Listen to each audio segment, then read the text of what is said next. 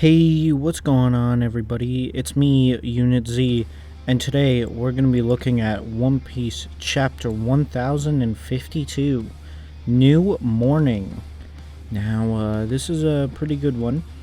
I personally had a lot of fun with it, and now we can safely say that Wano has actually had some consequences, which is something everyone's been looking forward to. So, to start off this chapter, we go straight to Marijois. And, they're talking about Kaido and Big Mom have fallen, and there's no way to hide this. And also that Nika has finally emerged. So then they still talk about, let's get Nico Robin, right, guys? And CP0 is just talking, and someone was hijacking their signal, and it seems this is obviously Ryukyugu, or Green Bull as he's known, most likely. And, he's on his way to mess up Wano. But then again, I don't think he's about to run. He's about to, throw some hands down with Luffy, Yamato, Sanji, post time skip, or post adult Momo, Kid, Law, Beppo, all these heavy hitters in there. Anywho, so then we actually get this great scene of dialogue between Drake and Hawkins. And, they're talking to each other about the cards that were promised stuff. And, Hawkins tells him, oh, I submitted to this monster and that monster out of, my own will to survive. And then when he checked that, he was talking about the 1% guy, and, we thought that the anime confirmed it with Drake, but actually, no, it's unconfirmed because it's him. It's him, and that's crazy to think about. So, the fortune teller man dies, ironic. And, wow, it's an actual death in Wano. But it will not be the last. So we cut to a little thing that I enjoyed. I remembered that scene in the scene of the history teacher talking about the clans and how the Kozukis were very bad, but then it got changed and all the kids are mad because they have to retake an entire year of history. And then we cut to people drinking water, smiling, laughing, partying. And then we actually cut to the somber bits of it. So they're going to build another shrine to honor the people, and it's going to be just like the one that is honoring Ryuma, except this time it's kind of implied that it's for Odin and the rest of them, along with Ashura, Doji, and Izo, which is crazy to think about. They actually died. So, people are speculating like, oh no, there's no consequences. We need to see some death. Guess what? Here's some death. Some good old nice death. Damn, I think that's why Oda's taking a 1 month break, because this was secretly a flashback the entire time. Anywho, we see Marco talking, and he brings up the fact that it's just another friend that he has to say goodbye to. And at this point, man, he is so depressing. He is so depressing. I feel so bad for him. And, it's just, poor Marco. Poor Marco.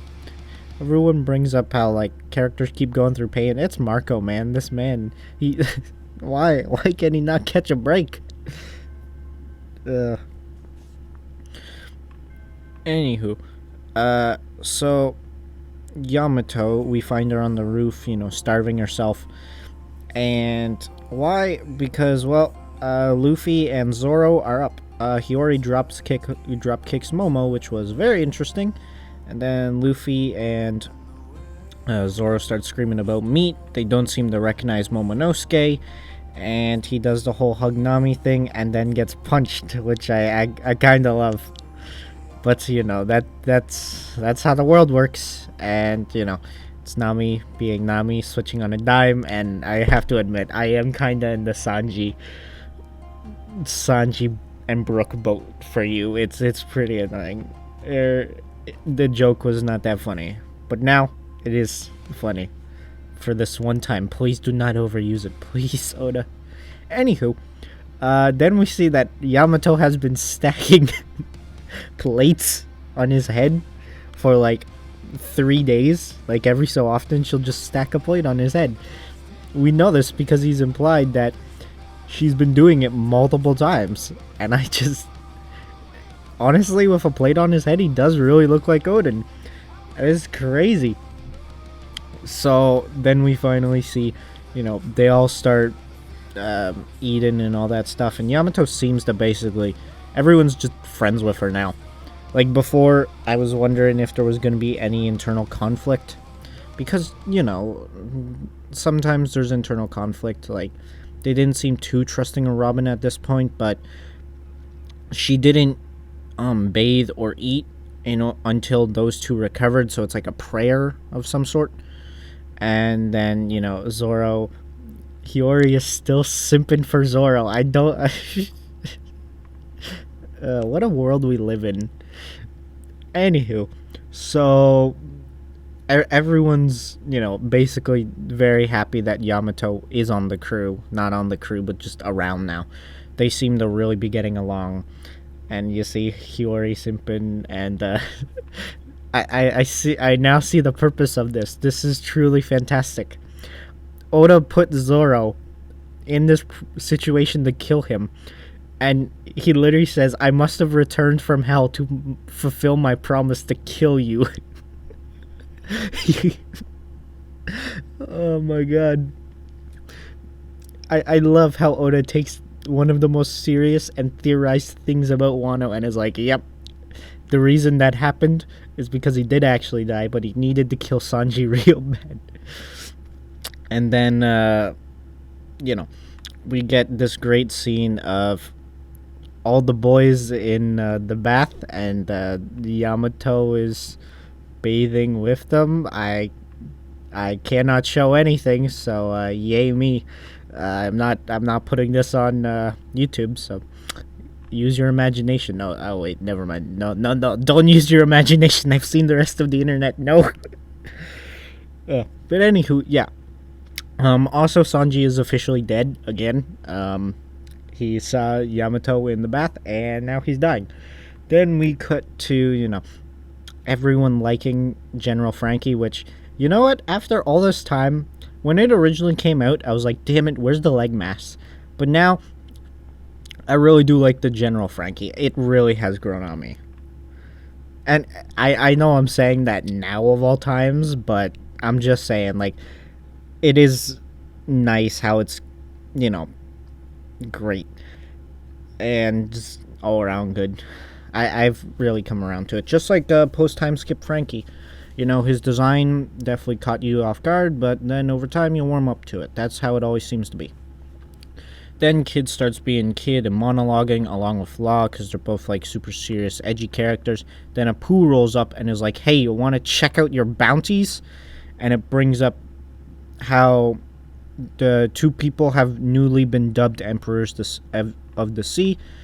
I'm kind of just assuming, I don't know if one of them is going to be Luffy. It would be an interesting twist if Luffy's not really an emperor, but more like something above there. Like, like since Luffy took down the emperors, he's a stage above that. He's like, they could be calling him the Pirate Prince. That'd be really dope. Not actually, that sounds kind of lame once I said it out loud, so ignore that. And you get what I mean, a title above the emperor. Anywho, we cut to Green Bull flying in, and he's trying to get close to Wano. He's not to do anything unnecessarily, and he's huffing and puffing. He definitely shows that he has a little bit of charisma to him. And there's no break next week, but as you can probably guess, it's because there's going to be a month-long break, so kill me. But apart from that, it's really good. I'm excited to see Ryukyu. We've all been talking. Everyone theorizes that he has some sort of plant Logia, and we see a flower flying him over. So add that to the 36 out of 5 fruits that Pell said can fly. So it must have been Pell's fruit. Enough about me dunking on a character who actually survived his arc. Now, I don't think Ryukyu is going to be able to do anything. He can try to go after Robin. I'm sorry, I don't want Enies Lobby Act 2.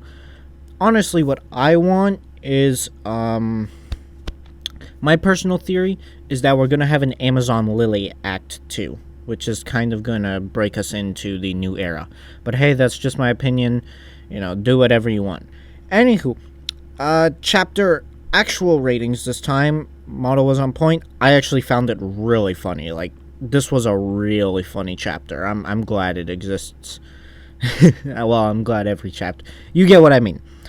The comedy I actually have been really enjoying in this, and as far as I can tell, I didn't necessarily have a bad moment. I would honestly say it's better than the other chapter last week. So, or not, yeah, the last chapter, I mean. So, honestly, I'm giving it a straight up 9. Like, it's really fun. However, it does kind of concern me that Robin is nowhere in any of these pictures. But then again, neither is Frankie. But then again, Frankie's also building a ship with Usopp. So where the hell is Robin?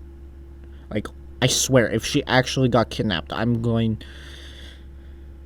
You know what? Oda can probably pull it off, so that's fine. Anywho, yes, 9 out of 10 would recommend. Have a fantastic day, and make sure to tell me why my opinion is wrong in the comments.